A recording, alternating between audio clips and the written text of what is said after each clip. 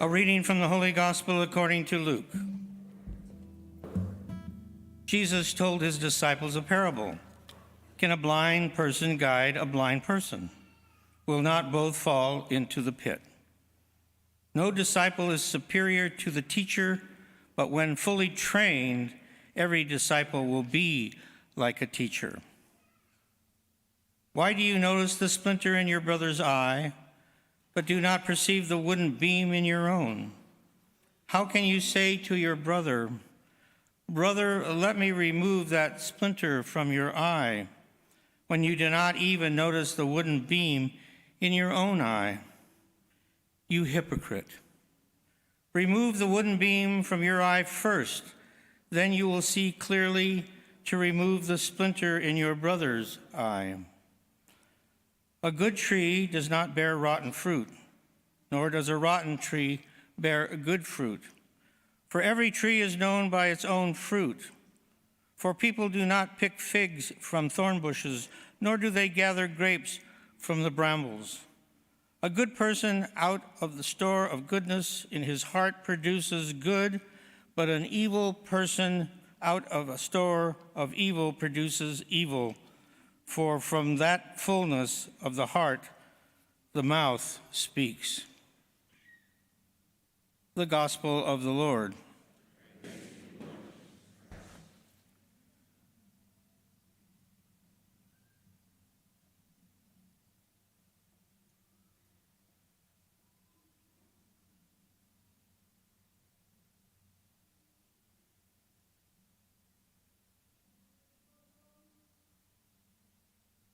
I think I'm allergic to the deacon. I was fine during confessions, and when I met him in the sanctuary or the sacristy, it's all of a sudden the whole drainage is happening. So, sorry, deacon, we can't work together anymore.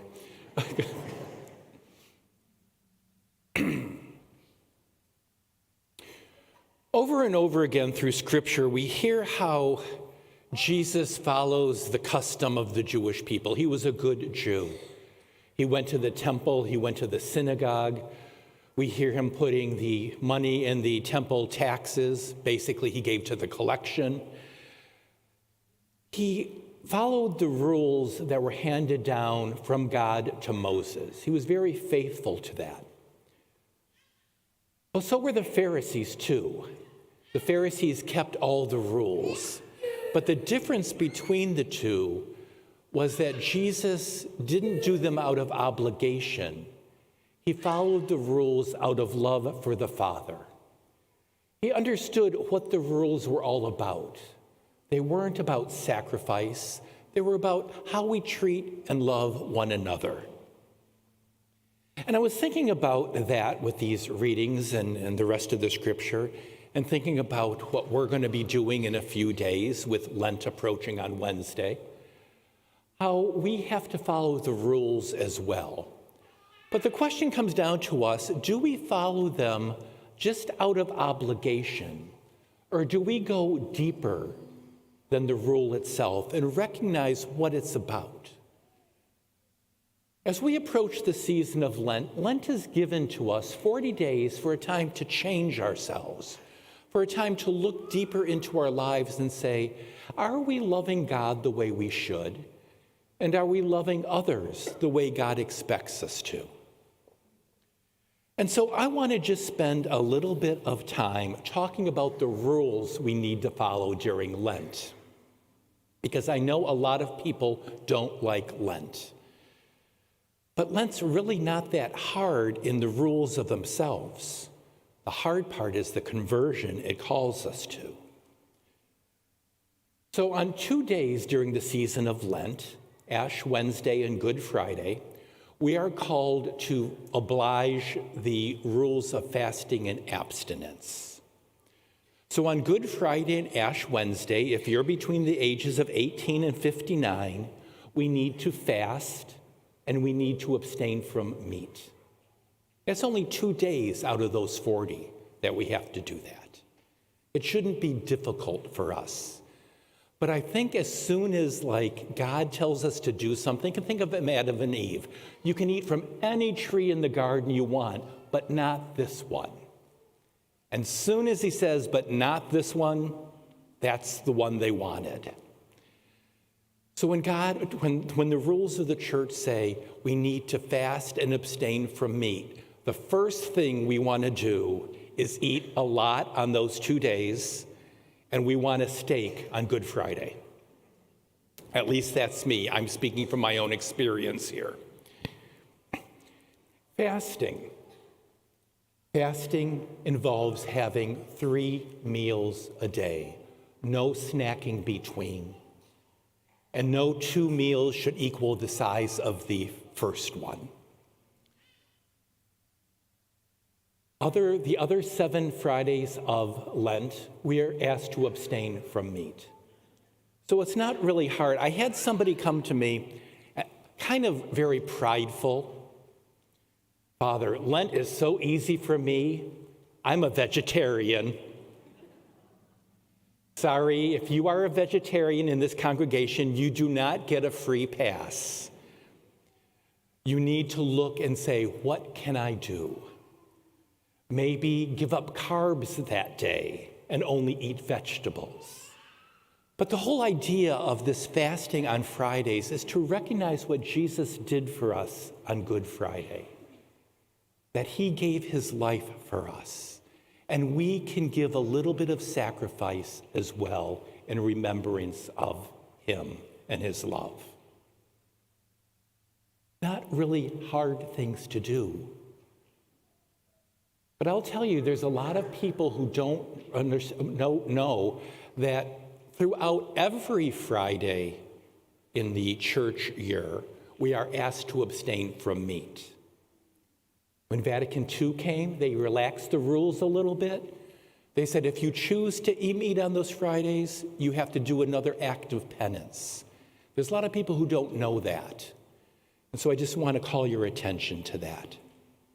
But again, the question is, why do we do this? Is it for obligation, or is it because we love God? And I think that's the thing we need to ask ourselves. Why do we follow the rules of the church? Is it because we have to? A fear of hell? A fear of whatever? Or is it because we love God and everything he has done for us? Now, it's easy for us to rationalize, going back to the gospel today, about taking the log out of your own eye. There was one Ash Wednesday that I remember, and my sister was very proud and very proudly said, I don't have to fast anymore. I'm 65. And I looked at her, and I didn't do it with sarcasm. I really didn't. But I said, well, you should do something. If you can still fast, you should. She did not like that answer. She said, the rules are until 59. I'm 65. And I was starting to get a little bit, ruffled inside here. And then I had to take the log out of my own eye. Because there was an Ash Wednesday or a Good Friday that I remember. And it's funny how we can rationalize what we do. We're only supposed to have 3 meals a day, no snacking in between. But I told myself, I can go to McDonald's and I can get a strawberry shake because I'm not eating any food. I'm drinking. Now, I knew I was doing it wrong, but I said to myself, the law says no eating between meals. And I convinced myself of that, and yet I knew better. How often do we do things like that? The church law says, or Jesus says, forgive, but we only forgive the people we want. Or the church law says this, and we only do it if it feels comfortable for us. Jesus constantly reminds us God looks at our heart for the reasons why we're doing things. Are we doing things just out of obligation? Are we doing things just because it's what we do? Or are we doing it to draw closer to God and to recognize how much he loves us and to be able to share that love with our brothers and sisters?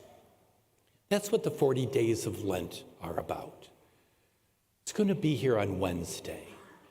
I would ask you just to take a little bit of time, sometime these next few days, and ask yourself, when you do these Lenten sacrifices, especially the abstinence and the fasting, are we doing it because we love God, or are we doing it out of obligation with our heart far from God? That's what the Pharisees did. Let's not be like the Pharisees. God knows our hearts and our motives. We need to really take a look and ask ourselves, what are our motives?